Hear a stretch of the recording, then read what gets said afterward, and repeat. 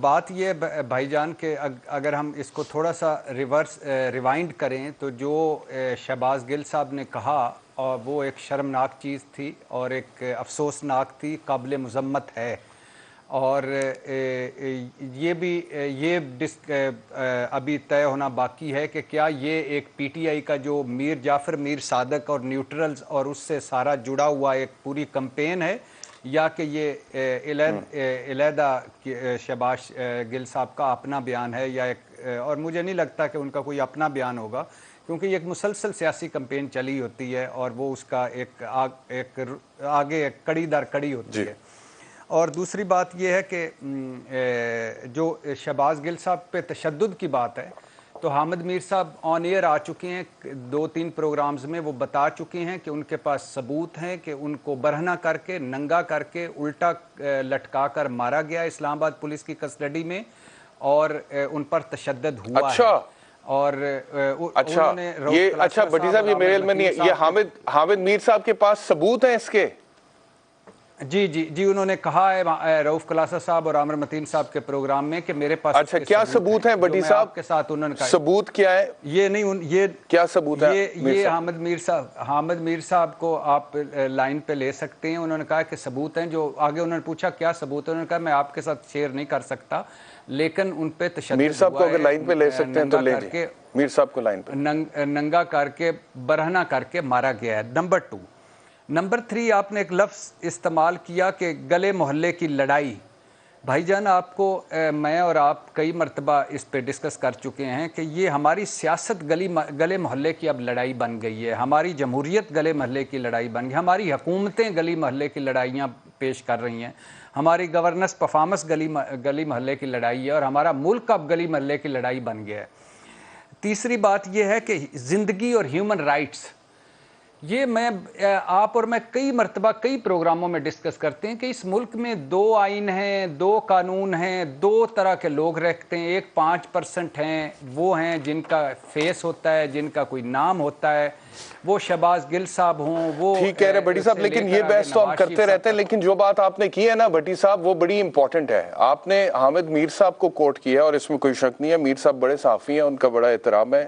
انہوں نے ایک بات کی ہے تو میں سمجھتا ہوں کہ ذمہ داری سے ہی کی ہوگی، لیکن اب ثبوت سامنے آنا بڑا ضروری ہے. کیونکہ دیکھیں نا، اگر واقعی میں ڈاکٹر شہباز گل پہ تشدد ہوا ہے پولیس کسٹڈی میں تو یہ کوئی چھوٹی بات تو نہیں. اب اسلام آباد پولیس کا ایک ٹویٹ میرے سامنے ابھی، وہ کہتے ہیں جی ملزم شہباز شبیر پر جسمانی ریمانڈ کے دوران کسی قسم کا کوئی تشدد نہیں کیا گیا، نہ ہی عدالت میں پیش کرنے پر انہوں نے کوئی ایسی بات کی.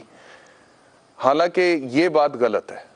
عدالت میں پیش کرنے پر ڈاکٹر شہباز گل نے یہ کہا تھا کہ مجھ پر تشدد ہوا ہے، اور جو میں نے رپورٹنگ دیکھی تھی اس میں ڈاکٹر شہباز گل نے اپنی قمیض اٹھا کر اپنی کمر دکھائی تھی کہ دیکھیں میرے پہ اب وہ کمر پہ کوئی تشدد کے نشان تھے نہیں تھے مجھے نہیں پتا، اس حوالے سے رپورٹنگ بھی نہیں ہوئی. جج صاحب نے اتفاق یقینی طور پر نہیں کیا، کیونکہ اگر کیا ہوتا تو وہ فوری طور پہ ایف آئی آر کا کوئی حکم دیتے کہ یہ تو واقعی تشدد ہوا ہے، مجھے نیکڈ آئی سے نظر آ رہا ہے، تو اس کے اوپر ایف آئی آر ہونی چاہیے. آگے اسلام آباد پولیس کہہ رہی ہے شہباز شبیر کا باقاعدہ میڈیکل کروایا گیا ہے جس کے مطابق کوئی تشدد نہیں ہوا. عدالتوں اور معزز ججز نے میڈیکل کا باقاعدہ معائنہ کیا. اسلام آباد کیپٹل پولیس تشدد کے متعلق تمام تر الزام تراشیوں کی تردید کرتی ہے.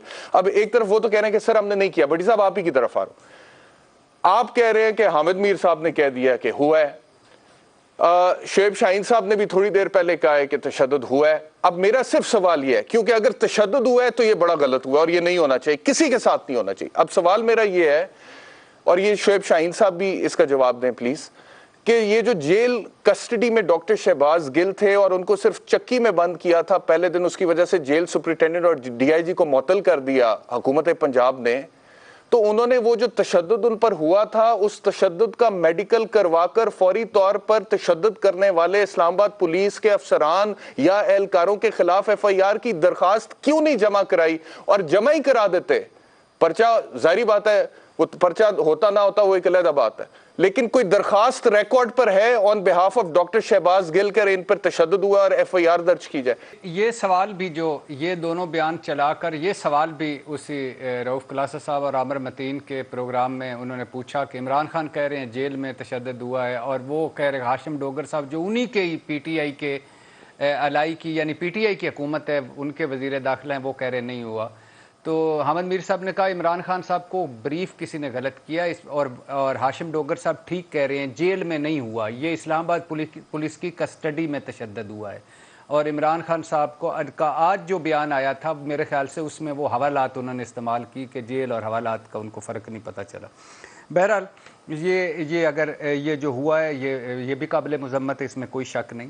لیکن میں اور یہ اب آگے ظاہر ہے یہ کورٹ میں بھی آ جائے گا، اور جیسے ان کے وکیل ہیں وہ بھی لے کے آئیں گے، اور اب وہ سارا کچھ ہو جائے گا. جو آپ کا سوال ہے وہ بھی بڑا امپورٹنٹ ہے کہ جب تشدد ہوا، ان کو الٹا لٹکا کر مارا گیا، ننگا کر کے مارا گیا، تو جاتے ہوئے جب جیل میں وہ گئے اور جیل میں جا کر انہوں نے کوئی درخواست دی یا انہوں نے کہا کہ باقاعدہ طور پر یہ سارا کچھ تحریری طور پر وہ لائے کہ ان کے ساتھ کیا کچھ ہوا ہے. انہوں نے زبانی طور پہ تو کہا، خیر یہ ان کے وکیل جانتے ہیں اور کل کی ہیئرنگ میں پتہ بھی چل جائے گا.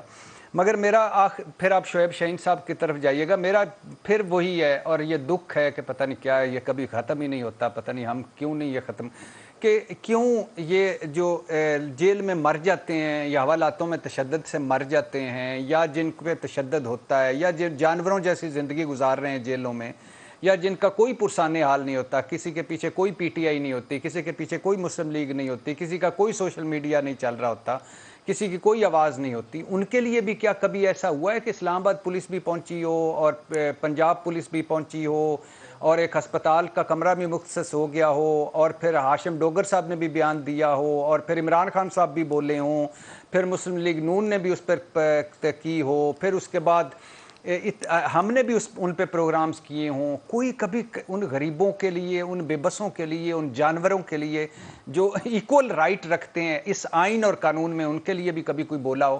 مجھے آخری بات کرنا چاہتا ہوں، مجھے یاد ہے کہ کینسر کا پیشنٹ تھا ڈیالہ جیل میں، اس نے اتنی سی درخواست دی تھی کہ میرا کینسر 3rd سٹیج پہ پہنچ گیا ہے، تو مجھے میری جلدی ہیئرنگ کر کے مجھے علاج کروانے کے لیے اجازت دی جائے.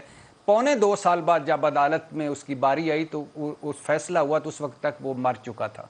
تو ہم اب یہ ان کو سارا اللہ کرے سب کو ریلیف ملے. نواز شریف صاحب کی 12 رپورٹیں میڈیکل اور وہ 8 ہفتے کے طبی ریلیف پہ گھر، اور پھر لندن شہباز گل صاحب کے پیچھے بھی والی وارث.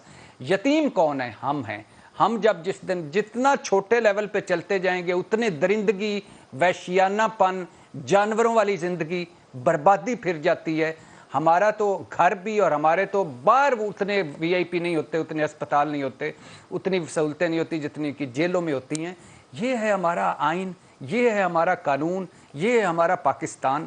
خدا کے لیے کبھی ارشاد بھٹی جیسے یا اس سے بھی ہمارے نیچے جو یہ جو پنڈ میں ہیں اور جو شبے میں پکڑے ہوئے ہیں، مجرم نہیں ہیں، ملزم ہیں، شبے میں پکڑے ہوئے ہیں. وہ میں نے آپ کو مثال دی تھی نا، شعیب شاہین صاحب بھی شاید جانتے ہوں گے، ان کے لیے بھی یا کوئی نئی انفارمیشن ہوگی. 9 لکھا کا پان فروش احترام رمضان آرڈیننس میں اندر ہوا، 5 دن کی اس کو سزا ملی، 6 سال بعد وہ جیل سے نکلا. 6 سال بعد اجازت دیجیے گا. اور وہ رانی جس کو 19 سال جیل ہوگی، جس پر کورٹ نے ٹھیک کہہ رہے ہیں بٹی صاحب آپ.